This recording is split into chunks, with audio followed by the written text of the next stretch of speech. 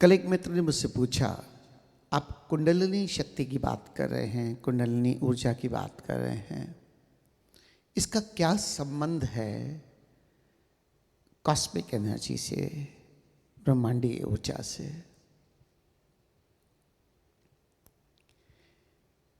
जब तक हमने स्वयं को और अस्तित्व को एक ना जाना, अनुभव नहीं किया, तब तक हमारा मन खंड खंड में बटा हुआ है और हर चीज को खंडित ही देखता है। जबकि सच पूछो तो यहां कुछ भी खंडित नहीं है, दिखता जरूर है। ये शरीर, ये त्वचा, भेद कर रही है भीतर और बाहर में। ओशो कहते हैं, अगर 3 दिन तक आपके शरीर को किसी चीज से रैप कर दिया जाए, आप 3 दिन में मर जाएंगे। क्योंकि हमें लगता है कि हम सिर्फ नासापुटों से सांस ले रहे हैं, लेकिन सच पूछो तो हमारा रोया रोया सांस लेता है। ये जो अनंत छिद्र हैं ये त्वचा में, ये किस लिए है? और ये शरीर की जो लेयर है वो दिखती है कि ये चर्बी है। मेडिकल साइंस में जाएंगे तो 10 मिलीमीटर या 8 मिलीमीटर मोटी नजर आएगी, लेकिन जब आप अनुभव से गुजरेंगे तो सच पूछो तो ये शरीर की लेयर भी ट्रांसलूसेंट है, जैसे छलनी होती है ऐसी है। ये भीतर का आकाश और ये जो चारों तरफ से घिरा हुआ आकाश, ये हमें लगता है कि 2 है, क्योंकि शरीर ऐसा लगता है विभाजित कर रहा है। लेकिन सच पूछो तो ये आकाश हमसे बह रहा है। ये भीतर और बाहर के आकाश में भी भेद नहीं, ये भी एक है। दूसरी ओर जिस ऊर्जा की बात करते हैं जो हमारे भीतर है, जिसे कुंडलिनी ऊर्जा कहो, दिव्य प्राण ऊर्जा कहो, और ये चारों तरफ फैली हुई दिव्य ऊर्जा, कॉस्मिक एनर्जी, जब हम करते क्या है साधना में? कल तक हमने बात की कि ये सहयोगी है, ये ऊर्जा का जागरण होता है तो हम होशपूर्ण हो जाते हैं, ये सहायक है, या होशपूर्ण हो जाते हैं तो ऊर्जा जागृत होने लगती है, ऊर्ध्वगमित होने लगती है। यही इसका उत्कर्ष रही। ये जो हमारे भीतर ऊर्जा है ये नदी के छुपे हुए पानी की तरह है। जब हम इसे जागृत करते हैं तो ये बहने लगती है। और नदी का उत्कर्ष क्या है? नदी का उत्कर्ष तो सागर है। और जब ये नदी बहने लगती है तो सागर की ओर दौड़ती है और सागर में विलीन हो जाती है। ये हमारे भीतर की कुंडलिनी ऊर्जा या प्राण ऊर्जा, इसे हम जागृत करते हैं, जागृत करके ऊर्ध्वगमित करते हैं, और ऊर्ध्वगमित करके हम ब्रह्मांडीय ऊर्जा में इसको विलीन कर देते हैं। यही तो समाधि का विज्ञान है।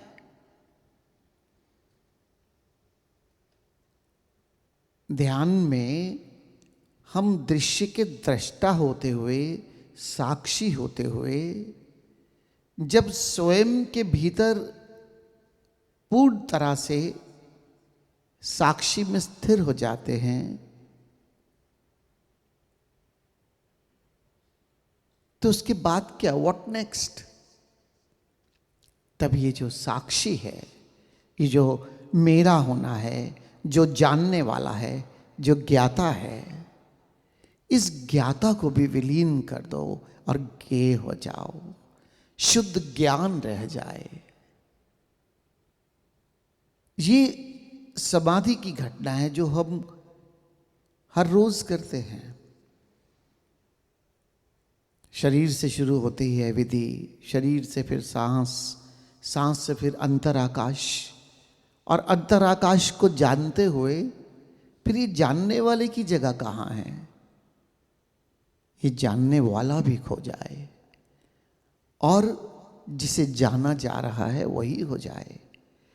और इस आकाश को जानते हुए, इस नाद का श्रवण करते हुए हम दोनों में विलीन हो जाते हैं, लय हो जाते हैं, एक हो जाते हैं।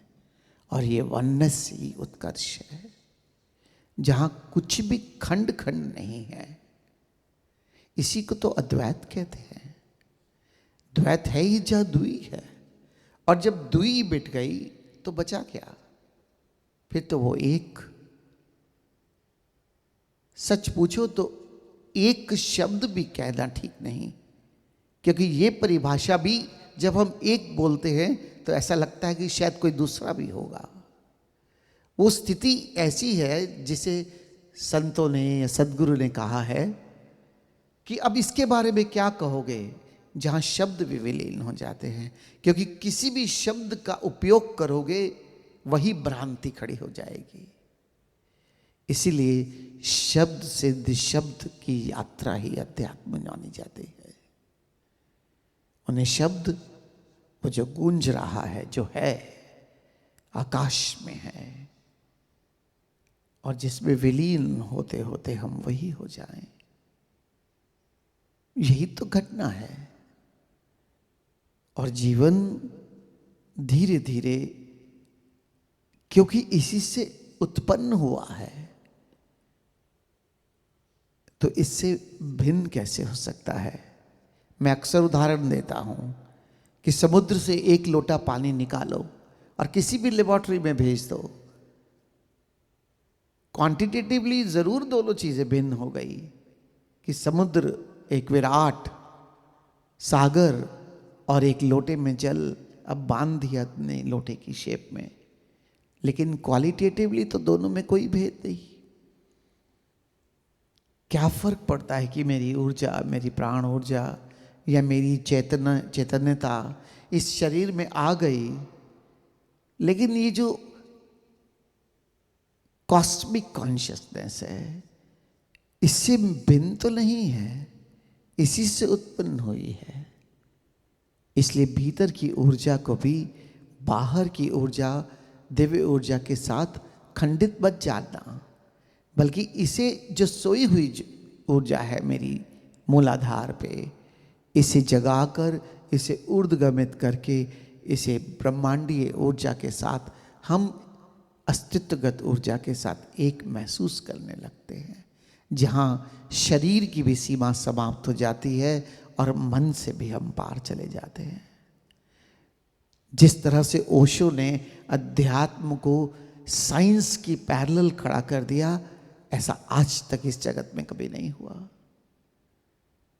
और साइंटिफिक ढंग से हम अपने स्वरूप को भी जानते हैं, और हमारे चारों तरफ फैला हुआ ये आकाश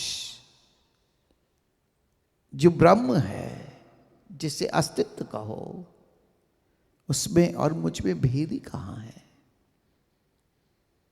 लेकिन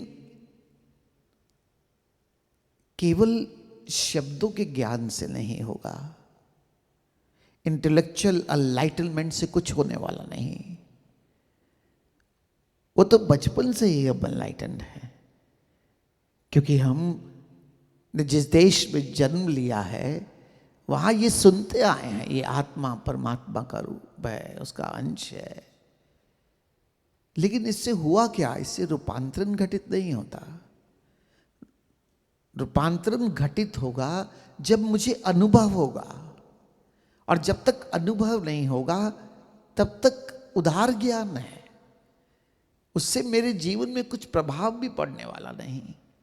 इसलिए कुछ करना होगा, स्वयं पे कार्य करना होगा।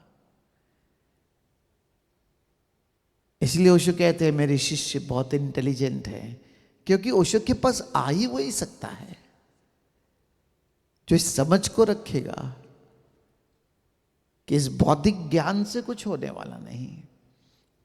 अब तो वैसे ही एआई का जमाना है, सबके हाथ में स्मार्टफोन्स हैं। कौन सा ज्ञान है आपसे जो अछूता है?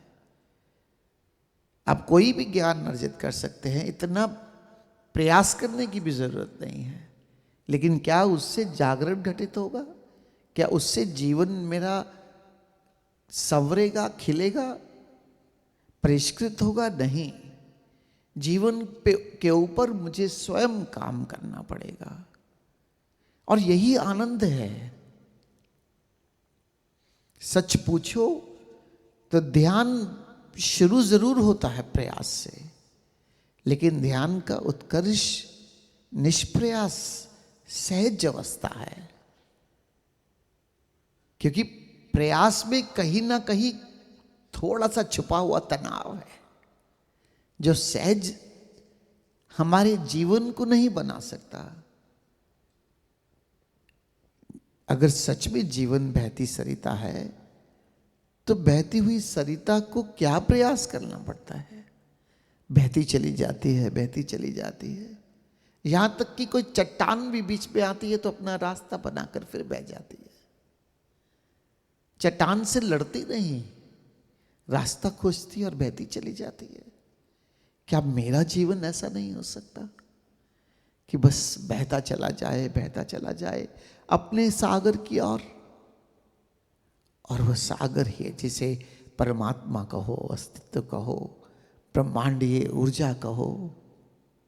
ये आपकी समझ की बात है। किस शब्द से आप अपने आप को समझाना चाहते हैं? और किसी भी शब्द की आवश्यकता नहीं है, तो भी वो अनुभव है। उसने यहां तक कहा कि वो गॉड शब्द का भी प्रयोग नहीं करना चाहते, क्योंकि इतना दूषित कर दिया है, उसे व्यक्तिवाची बना के रख दिया। ये एहसास कैसे मेरे भीतर हो जाए, और जिसकी सहायक है ये कुंडलिनी ऊर्जा। क्योंकि बिना जागृत किए, बिना ऊर्ध्वगमित किए, ये ब्रह्मांडीय ऊर्जा के साथ मिल ही नहीं सकती। क्योंकि इसका सहज स्वभाव तो नीचे के चक्रों से बहना है। जब तक इसे मैं ऊर्ध्वगमित नहीं करूंगा, मैं उसके साथ एक कैसे हो जाऊंगा? इसे बचाना भी है, इसे जगाना भी है, इसे ऊर्ध्वगमित भी करना है, और इसे एक भी अनुभव करना है। तब जाके बात पूर्ण होती है। जब तक मेरे भीतर की ऊर्जा और इस दिव्य ऊर्जा का मिलन ना हो जाए, वो एक ना हो जाए, तब तक अनुभव नहीं। इसीलिए इसे चाहे कॉस्मिक एनर्जी कहो, चाहे डिवाइन एनर्जी कहो, but we all are surrounded by this energy. ये पूरे आकाश में बह रही है, ये पूरा अस्तित्व इससे व्याप्त है, और बिना इस दिव्य ऊर्जा के कुछ भी संभव नहीं। ये ऊर्जा का ही उत्कर्ष है। इसे किसी भी रूप में या अनुभव करो, और जैसे ही हम एक होने लगते हैं, वैसे ही हमारे और उस भगवत्ता में, उस ब्रह्म में कुछ भेद नहीं बचता। इसलिए ध्यान इस ऊर्जा को कहो, या भगवान को कहो, या परमात्मा को कहो, उसको अनुभव करने की यात्रा नहीं। यही मैं कहता हूं, परमात्मा होने की यात्रा है। इससे कम में कभी संतुष्ट भी मत होना कि जो मैं हूं बस वही हो जाऊं जो है। और यही स्थिति है जहां मैं और तू का भेद भी समाप्त हो जाता है।